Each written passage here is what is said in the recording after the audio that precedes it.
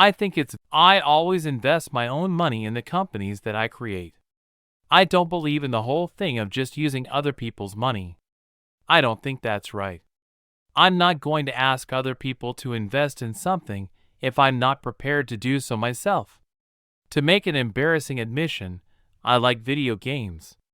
That's what got me into software engineering when I was a kid. I wanted to make money, so I could buy a better computer to play better video games, nothing like saving the world. With artificial intelligence, we are summoning the demon. You know all those stories where there's the guy with the pentagram and the holy water, and he's like, yeah, he's sure he can control the demon? Doesn't work out.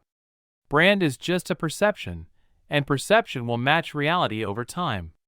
Sometimes it will be ahead, other times it will be behind. But brand is simply a collective impression some have about a product.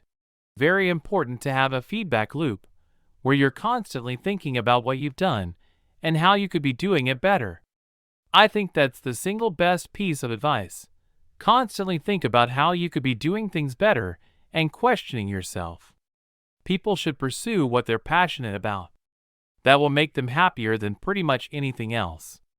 People work better when they know what the goal is and why.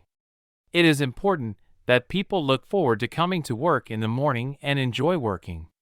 We're running the most dangerous experiment in history right now, which is to see how much carbon dioxide the atmosphere can handle before there is an environmental catastrophe. I really do encourage other manufacturers to bring electric cars to market. It's a good thing, and they need to bring it to market and keep iterating and improving and make better and better electric cars. And that's what's going to result in humanity achieving. When Henry Ford made cheap, reliable cars, people said, nah, what's wrong with a horse? That was a huge bet he made, and it worked. We can't have, like, willy-nilly proliferation of fake news. That's crazy. You can't have more types of fake news than real news. That's allowing public deception to go unchecked. That's crazy. The problem is that at a lot of big companies, process becomes a substitute for thinking. You're encouraged to behave like a little gear in a complex machine. Frankly, it allows you to keep people who aren't that smart, who aren't that creative. There have to be reasons that you get up in the morning and you want to live. Why do you want to live?